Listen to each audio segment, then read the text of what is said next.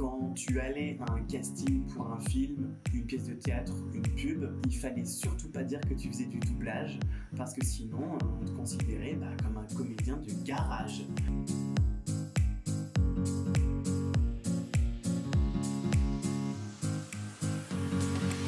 Pour moi, c'est reprendre les voix des films, genre par exemple américain, il y a sa voix française.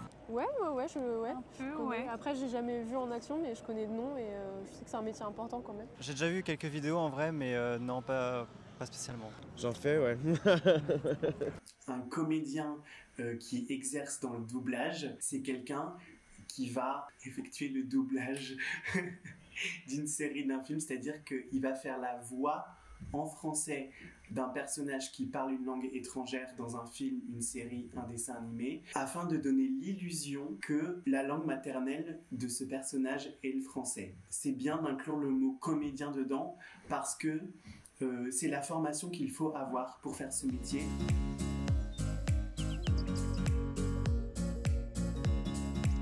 Pour moi, c'est celui justement qui va doubler au-dessus des voix originales qui sont dans des langues différentes pour justement que ce soit accessible à tout le monde. Ouais. De réussir à retranscrire les émotions et la personnalité d'un personnage à travers plusieurs langues.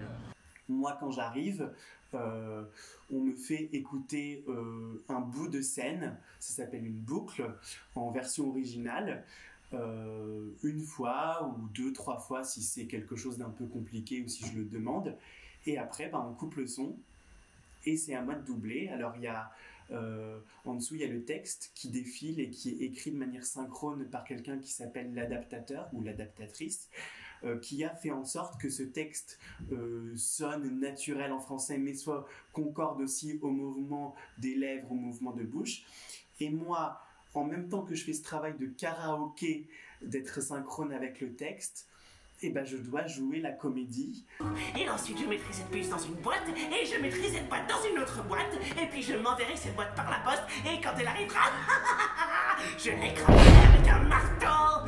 Si vous rêvez en brillant, du génie avec la puce.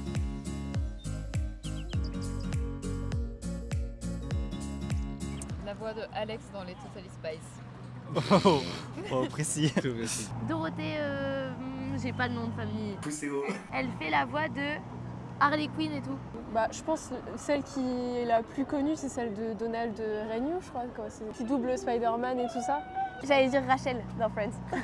Je sais pas, et merci. Ouais, Monica dans Friends. Gabi dans Desperate Housewives.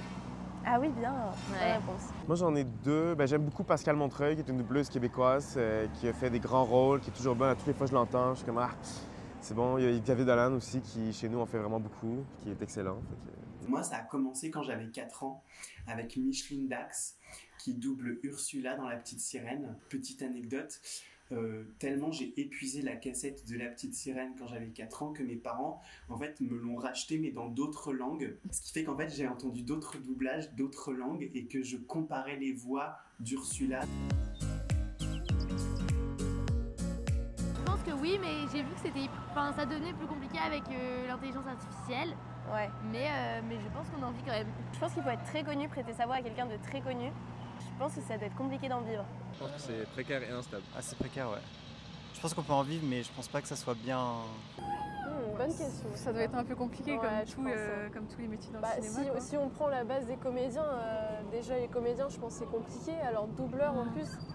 Moi, j'ai aucune idée. C'est un monde que je connais pas du tout. Je crois que ça dépend. Je pense que c'est différent, la France et le Québec, mais moi, un truc que j'ai appris rapidement, c'est qu'il fallait que je diversifie beaucoup mes intérêts puis ce que j'avais envie de faire dans ce métier-là parce que il y a pas énormément de travail, puis c'est un métier qui est pas facile à faire, puis qui est très difficile à entrer. Fait qu'il faut être capable d'avoir plusieurs talents, plusieurs cordes à son arc. Oui, c'est un métier précaire. On peut totalement en vivre. Moi, je connais des gens, alors qui sont dans le métier depuis vraiment plus de 40 ans, qui ne vivent que de ça. Mais ça, c'est une petite partie des comédiens. La plupart, moi inclus, on fait plein d'autres choses à côté. Et on joue sur scène, au théâtre, on tourne dans des films. Donc en fait, c'est notre mosaïque de tous les métiers artistiques qu'on fait qui constitue notre vivier pour bouffer, tout simplement. La précarité, ça veut pas dire la pauvreté, mais ça veut dire, je pense, ça veut dire que c'est tout le temps sur la sellette. C'est-à-dire que c'est insécure. Il y a je pense, 80% de chance et de hasard dans notre métier, dans le sens où vous vous rendez compte quand même qu'il faut qu'il y ait un film qui soit tourné à l'étranger, il faut qu'il y ait un acteur dedans qui nous corresponde à peu près, il faut que cette œuvre soit doublée en français. Bon, bah, on nous appelle pour doubler un personnage dans une série, mais une série, bah, il y a 1 saison, 2 saisons, après ça s'arrête. Ouais, mec, ouais, salut. Qu'est-ce que tu fais ici? Je l'ai traîné ici pour aider Kelly. Voilà. Cette meuf se met toujours de ses caisses. J'ai jamais entendu ça, mais je trouve ça un peu idiot, parce que pas du tout. Et je pense qu'ils sont hyper primordiaux. Enfin, c'est hyper important comme métier, parce que ben, pas tout le monde ne sait parler anglais. Et enfin, c'est quand même. Ils aident à ce que le cinéma soit accessible. Ben, je l'ai déjà entendu, mais est-ce que j'adhère à ça? Pas du tout, vraiment. Non, je suis pas du tout d'accord avec ça. Je pense que c'est vraiment un métier à part de la comédie. C'est un art qui est vraiment particulier, qui demande énormément de rigueur aussi, puis de précision. C'est vraiment pas la même chose que d'être sur un plateau où tu as des déplacements à gérer, des gens, tu es seul dans un studio, puis tu dois vraiment apprendre à te coller à la peau, reproduire des sons, des trucs avec des gens qui te voient pas. C'est juste ta voix, c'est un outil, c'est vraiment différent, fait que j'adhère pas non plus à ça. Avant, les comédiens qui faisaient du doublage étaient perçus comme des comédiens ratés, c'est vrai. C'était à peu près dans les années 80-90, parce que, soi-disant, le fait d'être dans l'ombre, entre guillemets, hein, dans l'ombre d'un autre comédien qu'on voit à l'écran et de n'être que sa voix, serait considéré comme être un comédien raté. S'il y a des études, si on peut le faire en mode autodidacte ou quoi, enfin voilà. J'ai fait le parcours qui est a priori celui qui est prôné par la profession. C'est-à-dire que j'ai commencé par faire une école de théâtre et en parallèle de ça, j'ai fait un stage d'1 semaine dans une école qui s'appelle Le Magasin. C'est un stage qui est destiné à des gens qui sont déjà comédiens professionnels, donc de théâtre, de cinéma, de série, pour les former à la technique particulière du doublage. Et ensuite, je suis allé démarcher. Ça, personne n'en parle et je veux absolument en parler parce que c'est très très important.